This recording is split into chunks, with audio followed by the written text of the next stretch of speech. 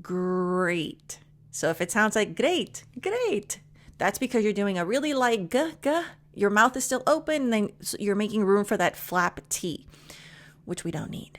So for this one, grr, grr, g, g. For the g sound, for the G, it's going to be a hard G, so you should feel it in your throat, like girl, g, g. Notice my lips are a little bit open, so it's a sound right here, g, g, g. My tongue is at the bottom of my mouth, g, grr. Push your tongue back, grr, grr, grr. And then my lips come back out, great.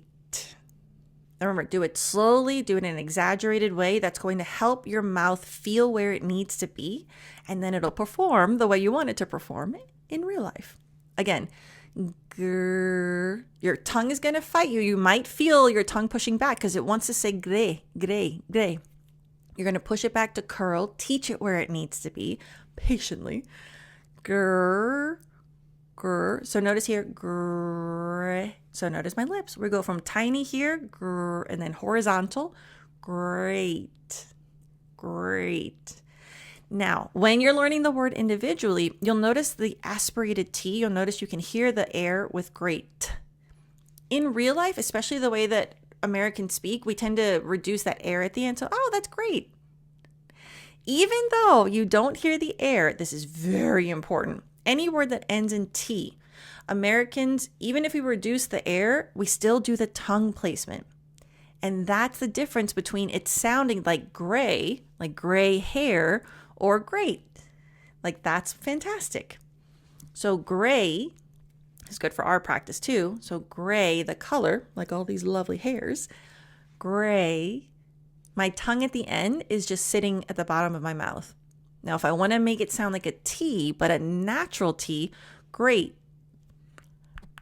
Now it's touching up here. What that does is, even though you don't hear the air like you would if you practice it individually, great, it stops the air. It helps the person listening register that you're saying great and not gray, and it helps you speak smoothly. So that's great.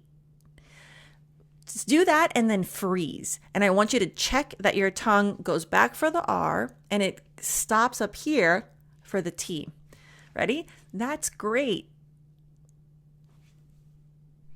So check that, and that's how you can, if you feel that people are a little confused sometimes, these are the moments that it could explain it.